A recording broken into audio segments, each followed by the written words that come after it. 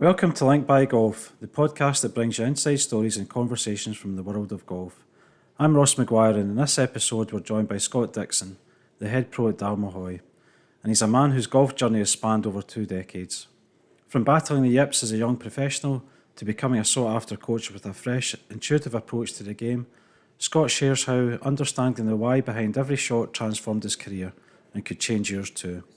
Before we get started, if you're enjoying the podcast, please follow the show and share it with your friends. It really helps to grow the community. I'd also like to thank Lomond Golf Tours for their support of the show. Let's go over to Scott.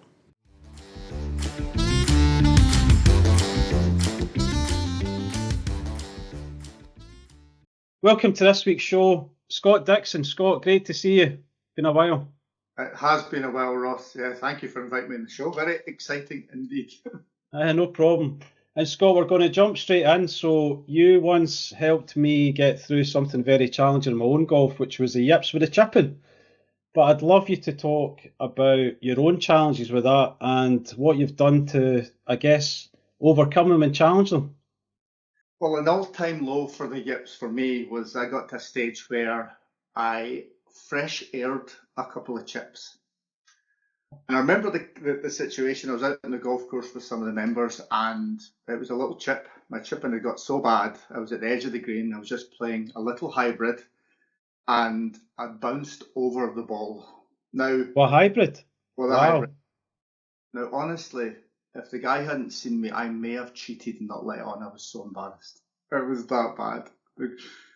Just swallow me up. And Wow. so that was a fun time. That was a low time with the chips. But I think I'd Yips with everything. There was just stuff going on with the full game. Irons, woods, driver, but not putting. Because it's like the only part of the game I didn't have much lessons on. So Well, I can give you the putting Yips if we can swap. Well, maybe that's the kind of good thing as we reflect on this, what do you have to do to get that bad? To get to a stage where you're going to miss the ball. Yeah. Wow. And the Yips himself, I don't know, the way I would describe the Yips is they're just a reaction to the culture of coaching and teaching. I look at how I learned every other sport I played, and I can't imagine not knowing how to hit a tennis ball or a table tennis ball, or just having a stationary football, trying to play a little pass and unintentionally missing it completely and not knowing how to change it. So it's kind of weird. The game I dedicated my life to and practiced all the time, searched out all the information, went for lots of lessons, lots of tips, led me after 30 years getting to this stage where I missed the ball. Wow, that's incredible. Yeah, and I think as you pan out from that, it seems pretty clear what happened. I think the kind of action, reaction, learning loop that happens with every other game just disappeared. Yeah. There was always a secret move and a secret position to get into. So I'd kind of got away from playing the game, hitting shots with the club, developing skill, dealing with feedback and adjusting and just going down that route, which seems to be how I did everything. But it got to a stage, and I don't know if this is maybe a bit of a story, but this is kind of what it feels like. There must have been a day where I was out playing with somebody and I had a bad chip, and they gave me some advice that just took me away from maybe just adjusting naturally. Well-meaning, and it could have been something like keep your head down. Yeah. But of course, when you hit a bad chip, sometimes you come out the shot and you come up a little bit quicker in it, and you do feel yourself coming up. So then, of course, I should stay down in it. Keep my head down, I'll be fine. And I think that kind of then starts it. So of course, you keep your head down. You might hit a couple of good ones, but keep your head down is not a skill. So you then duff it again, and it goes to the next tip, which might be a bit more fancy, like is maybe keeping the triangle, keeping your hands ahead. So again, you're getting dragged away from the club, dragged away from the feedback, dragged away from developing skill to thinking about your wrists. And again, that tip might work for a few because it might quieten some shit in your head, and then back to your wrist, and you duff one again, and the next thing's getting your weight in your left-hand side, and endless amounts of tips and fixes to, I would say I got over the ball, had no idea what to do. What should I think about in order to hit this? And I can totally resonate, Scott. I mean, for me personally, I'll say that journey with on the chipping side, it started with the introduction of mats many, many years ago, must be 30 years ago now. At the course that I played at, they brought in mats, and I remember very distinctly I played all that winter off these mats, chipping away, and it was before, I guess you get too invested in what you're scoring and all this stuff, so I need to keep playing, and I'd been better just playing out the rough or something at the side of the green or whatever, right? And then the season started, and I was in the 11th hole at Colville Park, where I was a member for many years, and I stood over this chip, and I think I had 5 attempts or something. It was ridiculous, and it was actually the last time that I snapped a club as well, because I literally battered it. I'm not proud to say it, but I battered it into the ground so hard that the shaft snapped in the middle, and I've never done that since. But it was so debilitating. And then you start picking up. You were mentioning there are other people. I'm watching these other guys that can't chip, and suddenly I'm going, "Oh my God, that's where I'm at."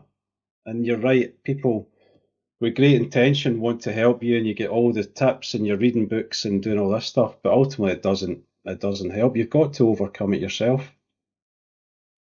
Yeah, for sure. Yeah, I think that if you span out and look at what's the journey's been, and I say the contrast to other things, that is fascinating. But I'm interested in your putting, though. You said you've got a journey in your putting. What do you feel started that?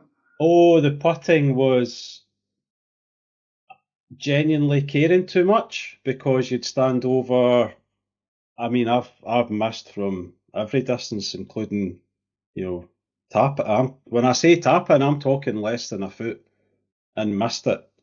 In fact, one of the best examples I remember was on the West Coast at Dalmahoy, and I was playing with Mark Kerr, and unbelievably, I'm 5 under coming up the last hole. I've hit it to a foot and missed the hole for 6 under. And I've never been 6 under as a final score or any point in a golf course, and yet I had it right there in front of me, but I just cared too much. And if Mark's listening, he's probably still got nightmares thinking back to that if he remembers. I hope he doesn't. But yeah, it's phenomenal. It's crazy what can go through your head, because you ultimately want it to happen too much. You've got to let go. Yeah, so that's definitely a part of it. So, Scott, we jumped straight into a meaty topic there, but where did it all start for you? How did you get into the game? I'd love to hear about that. Yeah, I'm from Armadale, Middle Scotland. I think it's the only famous thing about Armadale is halfway point between Edinburgh and Glasgow. I don't know, we used to have a dog track. There was a speedway and a dog track. Yeah, I think a classic childhood. I was so lucky to be able to play so many sports. And my personality, whatever sport I played, I went full in. If I played basketball, I was in the basketball team. If I went to athletics, I went to athletics club. And golf was kind of always there in the background. I would take my clubs to my auntie's, play in the school fields. The only good thing that rugby pitches were good for was hitting through the posts. We didn't play a lot of rugby in Armadale. Yeah. So I kind of played, and we got some great kind of municipal courses at Bathgate, and Whitburn was another one I played at. And my dad would take me out occasionally when my mum badgered him to do so.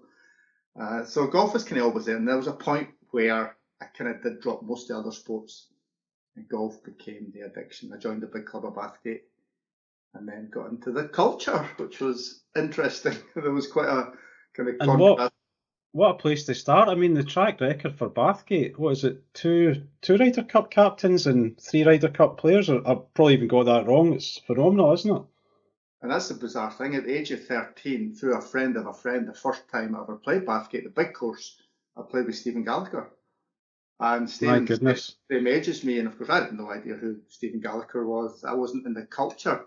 And I played with him and a kind of friend of a friend, and I always remember that day because that did change a lot for me. Because I went home and I said to my dad, these guys were playing a game that I'd never seen before.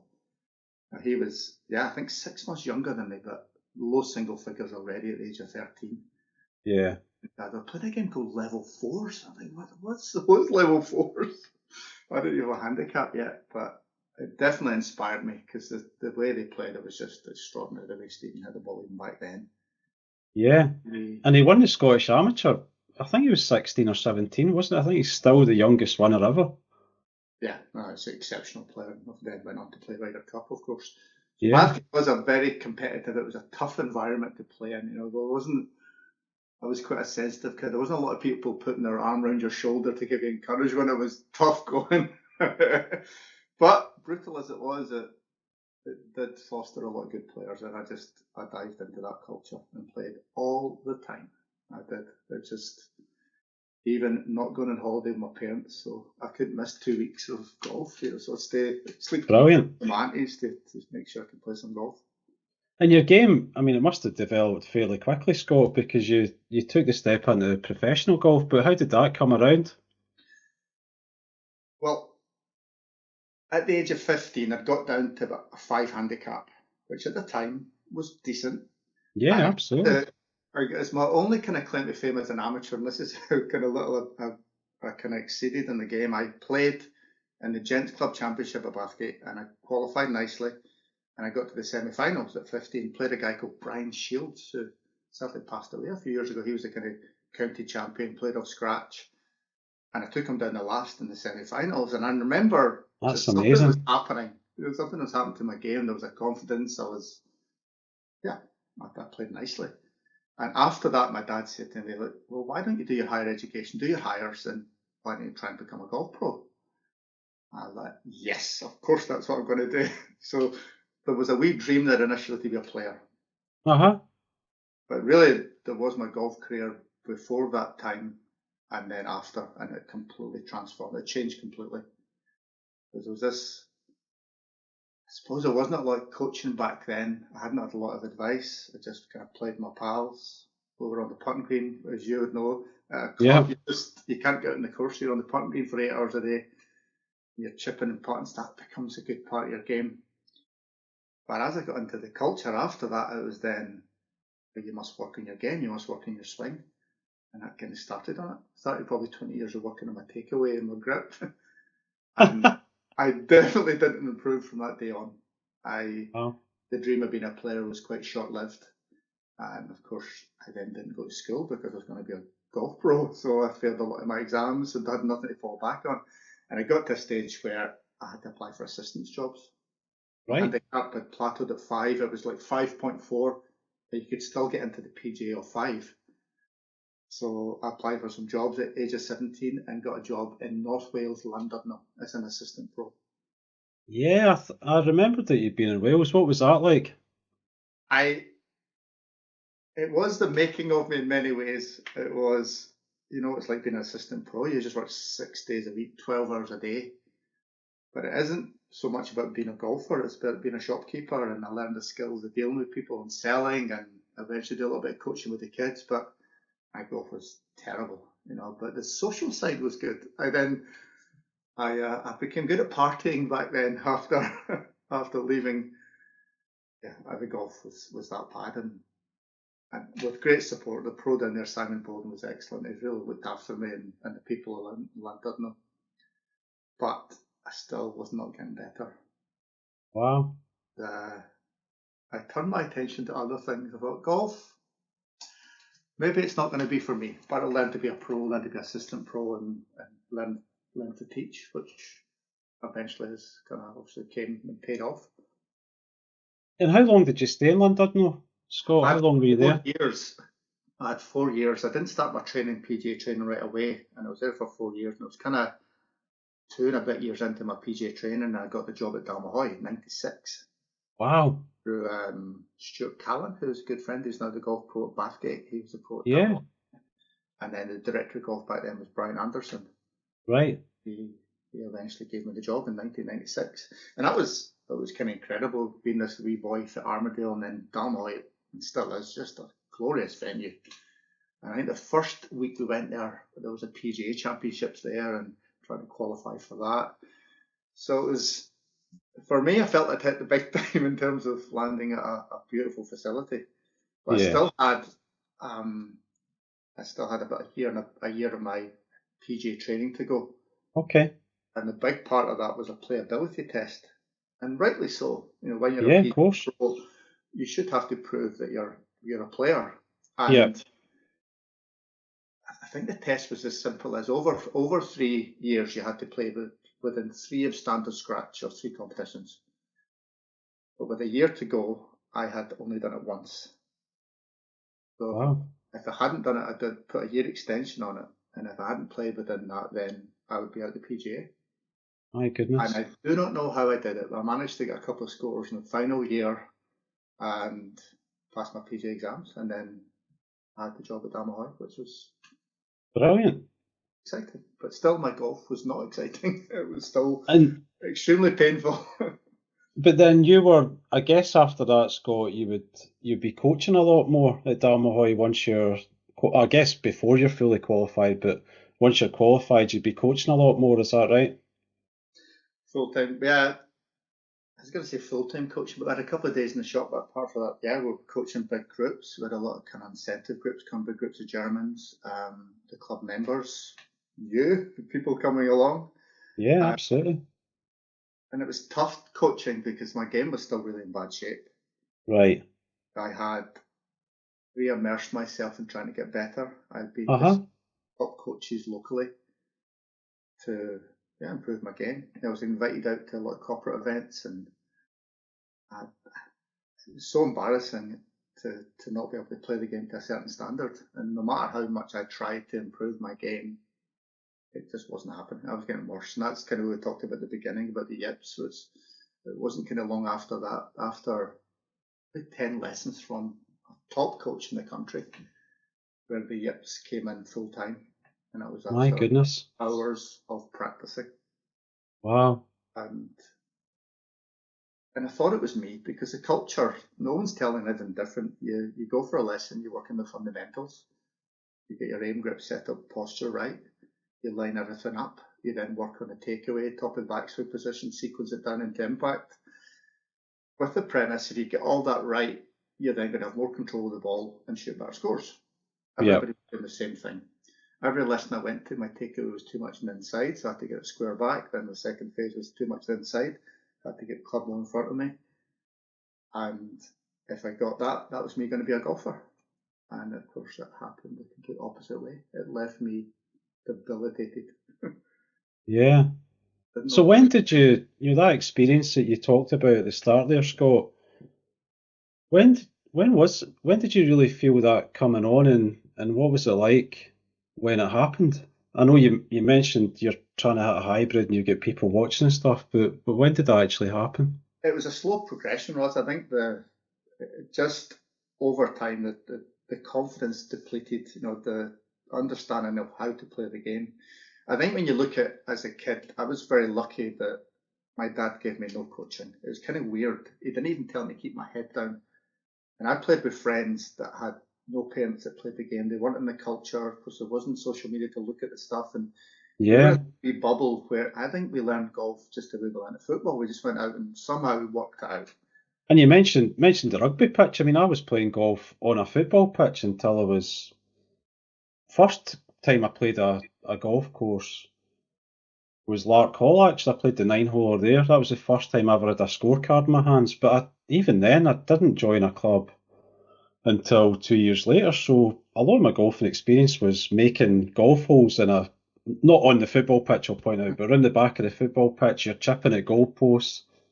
And I remember, like, my chipping, and obviously you look back with rose tinted specs, right? But I mean, I could hit virtually any chip shot I wanted over anything with a wedge, like just a standard wedge.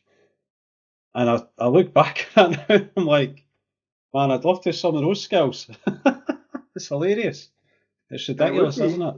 It would be fascinating to see what really happened. If you could have this camera on you, say, how did we discover all those shots when no one was telling us what to do? Yeah. It's got to be a big factor for us that I look at any other sport I play, I didn't need told what to pay attention to. Yeah. Pick a tennis racket up, I have to pay attention to the tennis racket and the ball. Pick a badminton racket up, on and on and on. And I see this maybe when I'm coaching new players, or even players who are from a country that there's no golf. You give them a task, you ask them to hit a shot with the club and give them no information on anything, and you just look at their body language, what they're paying attention to. And nobody looks and checks their feet, nobody checks their hands. nobody asks about lining their shoulders up, but it looks like they're paying attention to the ball in the club. Yeah. And I think that's what we must have done when we got left alone, is we had these clubs and we're hitting a ball and you just hit the ball with the club and you worked it out. And you worked out, but hitting down to get backspin and somehow you adjusted and you kind of got better at it. And I think then the first part that changes that, you get into the culture. Really well-meaning people then want to give you information. And it does start off, I remember it was my milkman, the guy I used to work for, he then gave me some fundamentals that I remember, and it backed up. It seemed that everybody else was holding it in a certain way, and that's where you had to overlock or interlock, or then line your feet up and get your posture right. And like, okay, well, that makes sense. And that was the kind of start of this kind of madness of all of a sudden someone tell me I had faults to fix. Yep. I was doing it wrong and I needed to fix something. I don't think that narrative is there with any other activity that we're trying to learn. We're trying to develop more skill. Or play an instrument, we just want to develop more, play the notes, play the chord, develop music. It wasn't that I was moving my wrists wrong when I hit the wrong note of a piano or strum the strings at the guitar.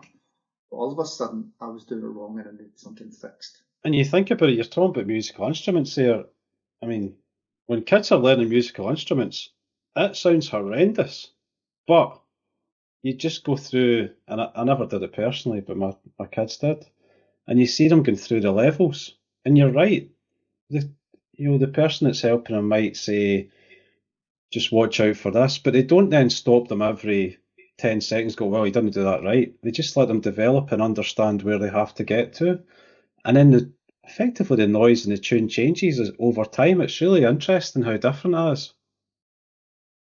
Yeah, and I think it will, as we lead on to the conversation, I think that's what I've brought my golf coaching and playing back to, is what was it like back then? How did we develop those skills? How do you develop the skills, everything else you do? And skills that you learn that are there for lifetimes.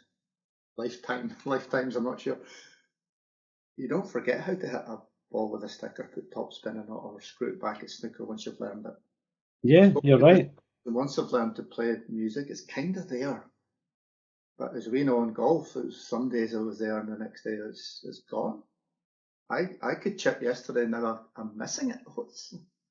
So there was that really tough experience, Scott, but something clearly changed then in your approach. So I guess that was a big factor. But what actually was different then going forward from those days? How did you get out of that pattern of, I guess, behaviour, right? Because you're trying the same things that you know are, I guess you've worked out were not helping you. How did it change for you?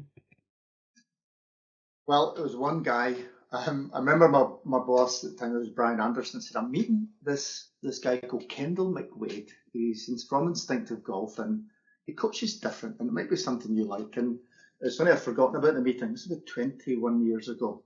And it came up to Dalmahoy and I just so happened I walked into the bar and Kendall and Brian were having a chat and I just started having a chat with Kendall and I was ready to try anything because I'd reached an all-time low. I wanted to be in the job, and I suppose I said, just so lucky that it was him that was saying what he said, but it resonated. Some of the stuff he talked about initially was just what we talked about there. He goes, once you've learned how to kick a football, can you imagine not knowing how to do it? And he reeled off all these sports that I played all the time. Basketball. Can you imagine not knowing how to shoot? Well, no, I'm not how to shoot. He says, when's the last time you shot a basketball? And I thought, well, years ago. You still think you could do it? I went, sure. But yeah, but the game you've dedicated your life to, you've got no idea how to direct the ball. And I went, yeah, that's pretty much it. So we then dived into why that would be. So we had a session on the range, and I suppose I wasn't completely sure what was going on, but it was different. It was a different story. And the kind of first thing we did was we went to the outside bays at Dalmahoy and we kind of took a 7-iron out and we kind of turned it round so the 7-iron was like an axe, which was very weird at the time, but I went with it. And he said, look, here's a bizarre task. What if I just asked you to put a hole in the gable end of the driving range with this axe? Do you think you could do it? And I went, oh, absolutely, I could smash the driving range. He goes, have you ever chopped a tree with an axe? I went, no. There's another example of I felt I could do something though I'd never done it. Yeah. So I turned the club round, took it, and he said, take a backswing and don't obviously hit the cable end. And it says, take a backswing and stop in a position where it feels like you could smash it. Of course, I took it back. He goes, could you give it? So I go, absolutely, I could smash it. He goes, does it feel anything like golf? And I went, nothing like golf. He goes, no, that's interesting. So that's where we started to look at golf being more, hitting shots to targets with a club. Skill development. Ball does what it's told. Club tells it what to do. We're in charge of the club. Where do you then direct your attention? So that kind of language became a bit more normal, where we started hitting shots to targets, then kind of investigating, right, well, there's only 4 things that control where a golf ball goes for all of us. What are those 4 things? Contact, face angle, the direction of the club, and speed. So that's it. It's only those 4 things. And these are like, I suppose, as Kendall would say, the chords to play the music. If you can influence those 4 things, you can play all the golf shots. So we started looking at, and it's a shot I could never play, and that was right to left. I was a big cutter at the time, over the top slicer, and classic casting over the top, and I would hit this weak, cutty, horrible shot. And if people were seeing me in video, they'd see my reaction to that, and I cannot believe that is true. I'll let you explain why. Yeah, so the first thing we did, we kind of then looked at creating a more powerful position, paying attention to the club. I could then feel I could use my muscles. I was in the gym every day. I was pretty ripped, but I still felt my golf was so weak. And we looked at the club face, closing the club face, but more swinging to the right, and I started hitting these big, powerful hooks, these big draws, which were just delightful to hit. Because, as you imagine, a lifetime of weak, fearful, held off, pokey 8 arms to go 120. And that was me hooked. With my personality, I was up at the range every morning, 6 o'clock, first light. It was this during the summer. I was hitting it everywhere, but I was hitting it everywhere powerfully, and it was intoxicating. I mean, it was just fun to hit it hard. But that, as I say, I was ready to listen. That just unlocked something. It just, the way he explained other sports that I knew, the way he explained maybe the journey how I learned those skills in other sports, how those skills stay with you, and then the contrast to what golf was like, that it's always searching for a secret move, a tip, a fix. And if I just unlock that secret move, then it'll give me what all the other sports I already had. So that was the start of it. So a man called Kendall McWade and Instinctive Golf, and that was 21 years ago. So that's really what changed it. And that's amazing, actually, Scott. So I joined Dalmahoy that year, and I'm pretty sure I went to a session the following year, which has been probably the follow-up that Kendall was doing. And that was when I obviously started talking. Well, we were already talking and probably played by that point, but I became even more interested because of my own challenges with golf. And that was really around chipping. And I remember really clearly, and it's interesting, you gave that example of Kendall with the turning the club round. I remember I was saying, Scott, I'm okay on the practice area, I'm okay out on, and I'm talking, mats, I'm okay on the little chipping green at Dalmahoy. I'll go out in the course, and I'm still, the word is fearful. And then I'll never forget the lesson. You're like, right, okay, let's see you chipping away off that mat, and I'm chipping away, I'm clipping it 10 yards, 15 yards. You went through the whole rigmarole. You're like, right, 10 yards, 15 yards. I'm knocking it off, 10, 15, 20, no problem with control. And you went, right, that's great off the mat. How about off the grass? Like 5 yards in front of the bay. And I just remember looking at the grass and thinking, oh, it's not a great lie, is it? Like, I don't care, let me see you. And I was horrendous. But you did absolutely the right thing for me. You got me to question, well, why am I standing there practicing something that I can do with my eyes shut when the real challenge lies in something that I'm fearful of, quite frankly. And you did I won't go through the entire lesson, but one of the things that you said was, right, turn that wedge round. Can you make contact with effectively the toe end of the club? And make sure that you only just brush the surface of the ground. And within like 3 swings, I'm doing it. And yet I couldn't do with the wedge the right way around, as you might say. And the next experience was I was up at the driving range at Up Hall, and I could see folk looking at me as I'm standing hitting 20-yard shots with a wedge turned in the wrong way, hitting it off the toe. What's this guy up to? And I'm basically ready to run round the driving range thinking, I can make contact, you beauty. And of course, you turn the club round, it becomes so much easier. But you've got to keep going. So, yeah, it's incredible how we get caught up in positions, all sorts of stuff. What grip am I using? I think what you reminded me of there was what I talked about earlier when I was a kid, is on the side of that football pitch. How do I make this shot happen? Not where are my hands, what's my backswing. It was inspiring actually. And I've got to say, the chipping might probably need another lesson these days, but I would say since that day I've been freed up so much, it's been phenomenal. That's good to hear, pal. Next, the putting. Next to putting, that's a whole episode. But then, Scott, your coaching has continued to develop. You've been running incredible junior programs, and God forbid, Scott, you've got the kids out there having fun. I'd love you to talk about that as well. What you do to get them more engaged and getting away from being positions and all that kind of stuff that we can get lost into our detriment at times. Yeah, I think it's definitely started with the kids, but I suppose even the adult lessons are getting more similar now. So at the heart of it is what we call task-based learning. It's looking at skills for the games, what are the skills to play golf. And there's so many games you can set up, both in the range, on the putting green and outside. So I look at, I think my kids are a good example. My daughter's 16, and my son's 21, and they played when they were younger, and they kind of started playing round about a lot long after I started coaching differently. And both of them have not had any technical coaching, if you like, at all. They've played games. We've talked about how the club face works, what makes it go left and right, and they both played up to the kind of 6 and 7, and then they didn't want to play during that kind of spell, but they've come back to it now, which has been awesome.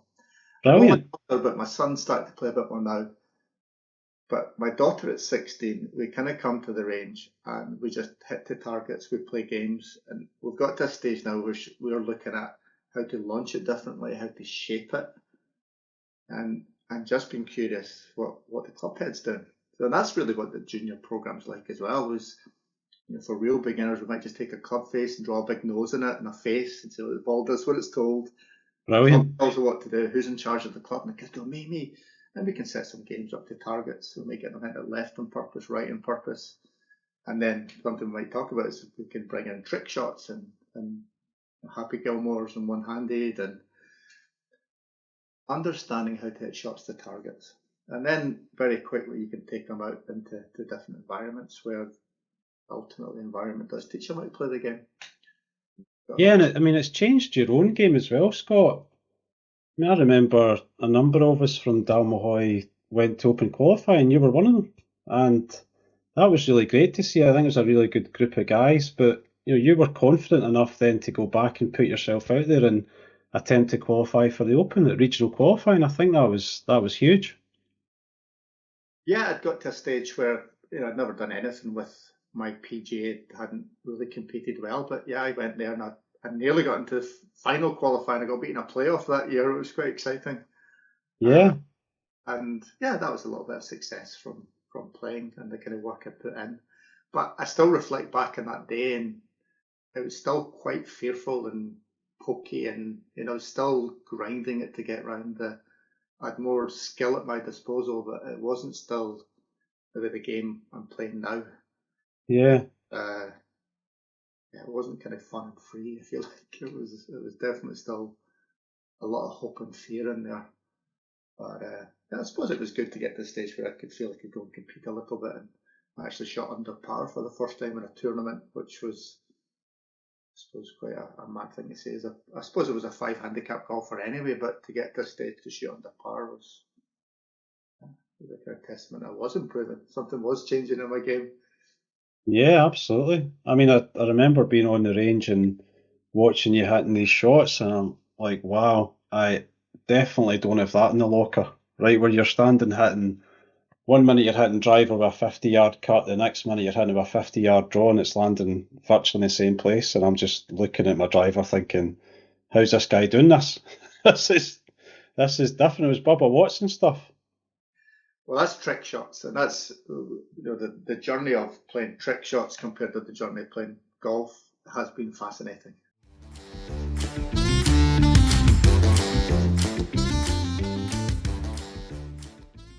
I'd like to take the opportunity to thank Lomond Golf Tours for their support. Let's hear from them now.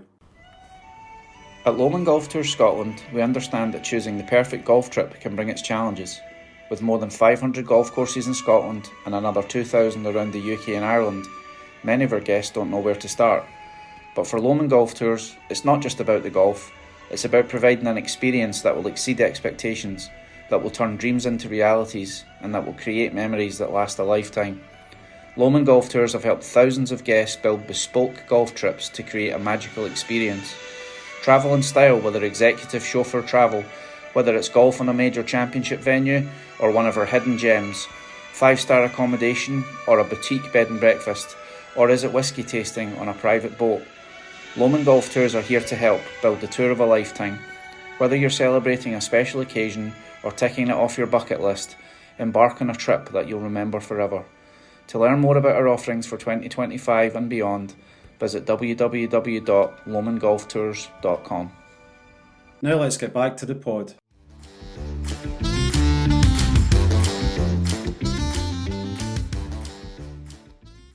Yeah, and I'd love to get into your trick shots. So we've talked a lot about what people would determine as being regular golf, but what was that journey like with the trick shots?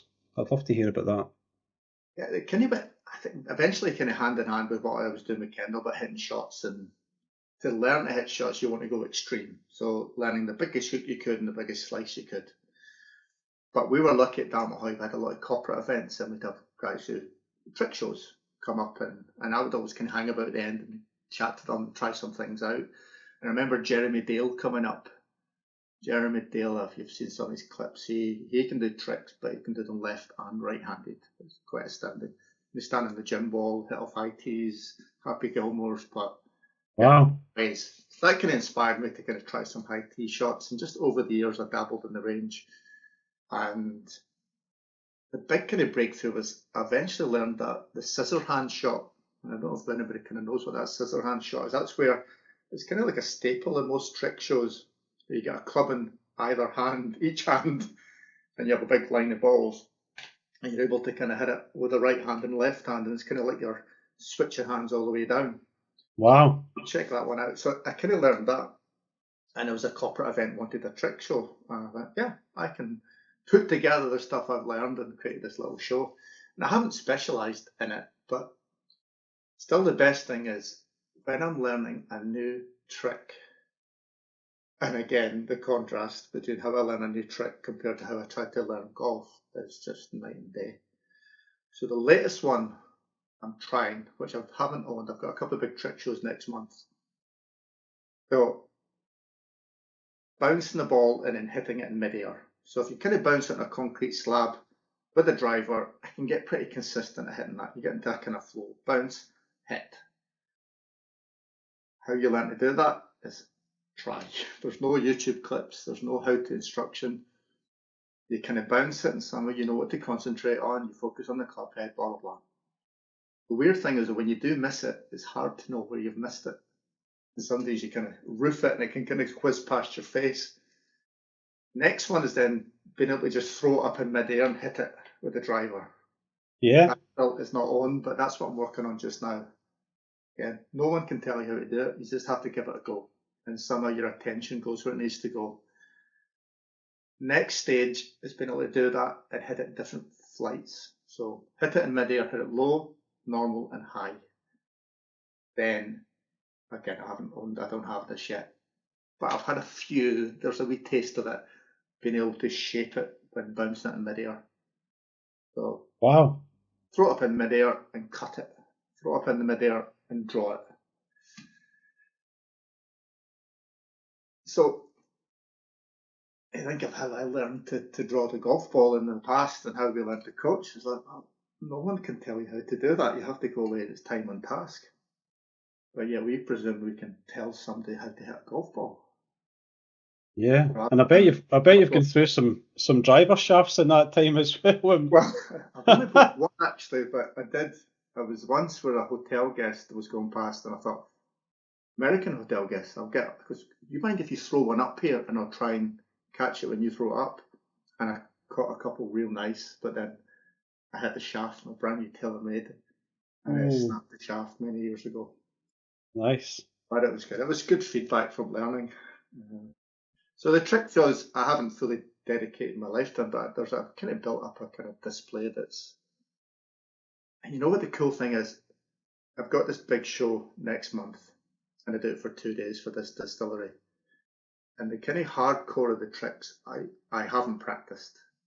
So like the scissor hands I haven't done since last year. Hitting on the high tee, I play with a wobbly club, extra long club. The main one is I can stand on a gym ball, those yoga balls, and hit shots while standing on a gym ball. What? Again, I haven't stood in that gym ball since last year, but I know I can do it. That's incredible. Standing a gym ball, hitting golf Yeah, balls. yeah, so high tee, gym ball, driver. But that's that where you look back to at the beginning of it. Once you've learned something, it's there. I haven't done that trick for a year. I might wobble the first few, might not get up in the gym ball, but give me a couple of attempts. I'll get on that gym ball. I'll be able to swing my driver and hit a ball off a high tee and maybe shape it as well. Wow. So that's stuck. And again, if we'd learned golf maybe that way by playing shots, understand how the club works, directing your attention to what the club's doing, dealing with the feedback on and on and on, then maybe we wouldn't be where we are with the golf culture, which I'm not seeing a lot of people really confident about their game, owning their game, really clear on what's going on. Our Yeah. stories are probably the more common stories where I've got the yips, I've lost my game, I can't putt, I slice it, I'm inconsistent. But with trick shots, it's weird, Ross. There's just, it's not weird. They're there. And I Yeah, feel like it's that. interesting, Scott. I just played Royal Dornoch, Castle Stewart and Brora just about a week and a half ago, and I mean, Gary Dingwall beat me 5-0. I didn't take any shots, so it was a good learning lesson that week. But in between Gary beating me every game, but I felt like my confidence was coming up playing Royal Dornoch. Started off on, I guess, probably the members sort of forward tees. We went back to championship tees. I'm doing okay. And then we rock up at Castle Stewart, and I stand in that first tee, and I cannot see the golf course, and the fairway is 60 yards wide, right? So I've got the video, the first one, where I kind of snap chunked this 4 iron, which was effectively in play. It was a long way back, and then I hit the next one okay, but it was incredible that I've just gone round one of the best golf courses in the planet and not really felt that concerned about where the ball's going for the most part. And I go to a new golf course that I've never seen, and it's as wide as you like, and I look at that fairway and it looks like it's 10 yards wide. Crazy. Because honestly, I hit the bad first shot, got up to the second one, and I did play the original ball. And I'm looking back going, how could I not? What am I worried about here? I could have smashed driver up this hole, no problem. It's as wide as you like. It's crazy how you can lose yourself from what your capability actually is. I wasn't trying to hit it over trees, round a corner, under branches. But the ridiculous part is, if you'd asked me to do that, I could probably have done it. That was the silly part. Standing there with a stock 4 iron off the tee, and I can't hit the planet. Yeah, I know that one. Ridiculous. So, Scott, what else is coming up for you? So you've been working on your trick shot game, you're still coaching. What else is on the horizon? I'm more addicted to hitting balls than ever. I've already hit balls today. I might hit balls later.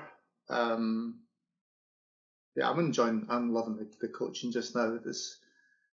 Early on, it was advice from Kendall. So like, if I can't do it myself, how can I coach it? And that was huge advice. Now that was a reality check of Ultimately, when I started coaching, I couldn't do what I was coaching. I was telling people to do stuff that ultimately broke me and ruined my game, but there's no one telling you other stories. So that, me getting my own game better and understanding my own game and developing skill and hitting shots, and see the feeling of hitting an intentional golf shot and knowing what you've done is the best feeling ever. Yeah. And it doesn't even need to be a long shot, Scott. If you're talking about chips around a green, anything. That feeling of the golf club coming off, or the ball coming off the club, and you have got no fear or anxiety is phenomenal. It's absolutely phenomenal. And it's beyond that as well, Ross. It's that knowing, that I know what I did, but I cannot tell you how I did it. Yeah. And realizing that's so far away from how I coached, and what I'm seeing is the culture.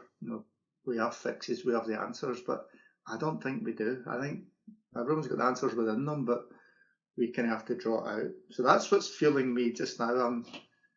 I'm playing the best golf of my life, still only socially and in practice, but standing on that range and hitting intentional shots, from crazy shots and trick shots to shots you'd play on the course, to be able to chip. I mean, my chipping just now is fantastic. That's the difference of going from missing it. But it hasn't been an easy journey. It's been practice, and it's been looking at how does the club work, how do I develop that skill, how do I develop the awareness of the club head, working back. So that's fueling me. So the confidence that's given me when somebody comes in, like yourself with putting, can we then start exploring that? Can we get you to a stage where you are knowing that you can putt? It's not fragile. It's kind of learned. Well, the good news is a fantastic. The good news is I went left-handed for that, Scott. So I thought I'd try something different, and it's working out pretty well. Well, that's changing the pattern, isn't it? Conditioned response, and that often is a good way to go. Yeah, absolutely. So yeah, I love hitting balls. It's ridiculous. And I think you and Kendall must be heading for the two. You should just live in a range somewhere. Hit shots all day. I have got a range at Dalmahoy. So we'll get you heading towards being out of here, Scott. A couple of questions to get you thinking. Favourite shot you've ever hit? Now you've got a lot in the locker here, but what's your favourite shot you've ever hit? So not long after I kind of started changing my game, a place you've just been to recently, Brora Golf Club. Oh yeah.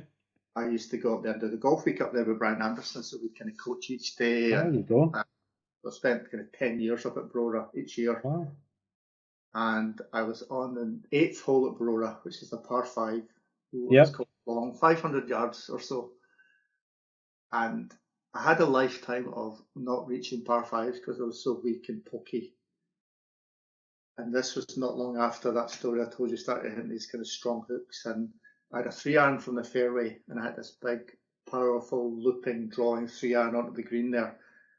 And it was just the most delicious feeling I've had. I just remember fantastic epiphany after it, that finally found the secret to golf. It felt so good. Brilliant. But yeah, that stands out still to be. And I was just out having a social game, but to finally hit something powerful and less fearful and pokey, it was. And what a course! I bet the sheep liked that one as well, and the cows. But they gave me a round of applause. They were. It was an ovation from them. But yeah, it's got to be my favourite place on the planet. Brilliant.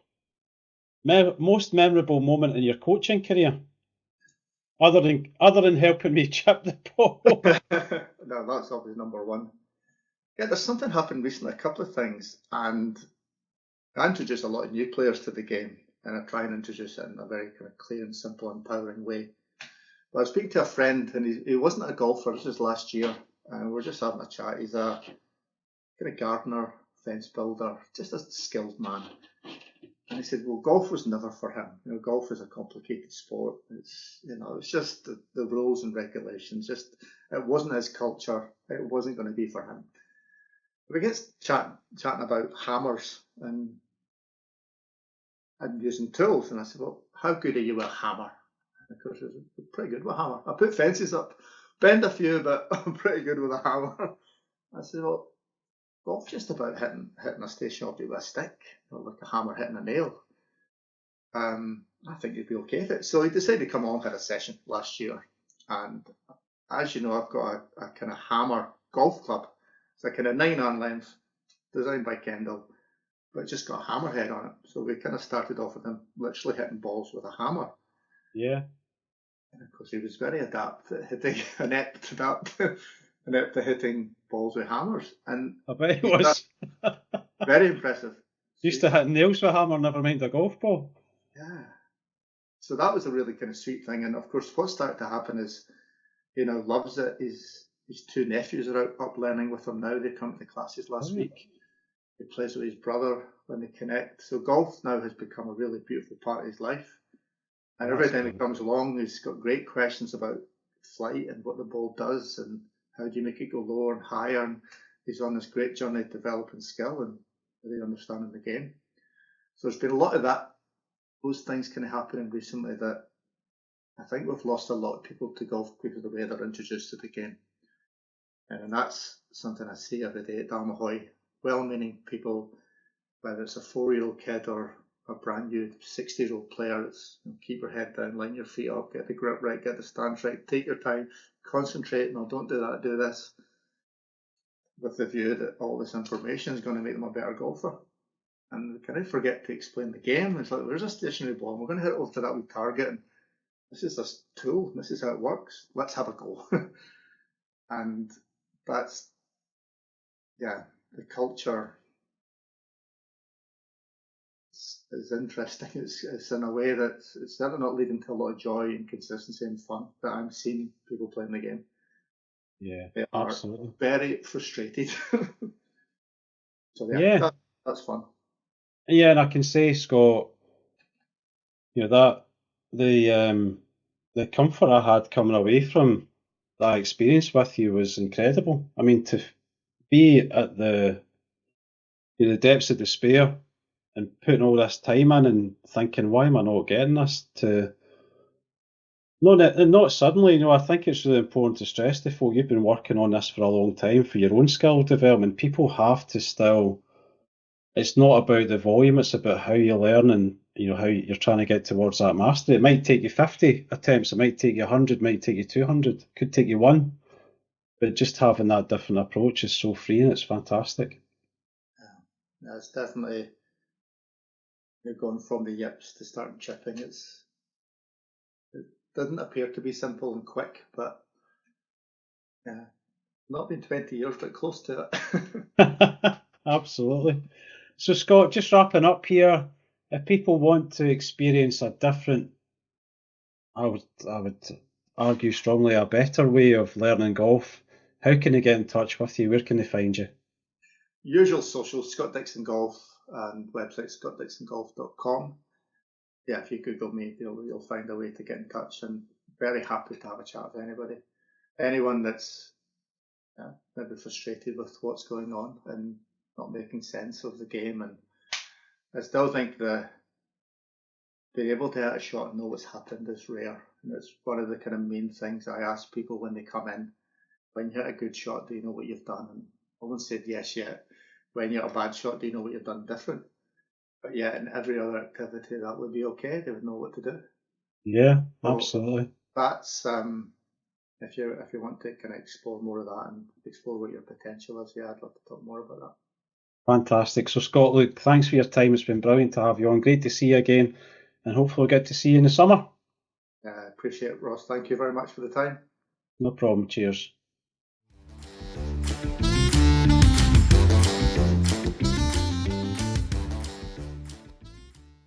That's it for this episode of Link by Golf.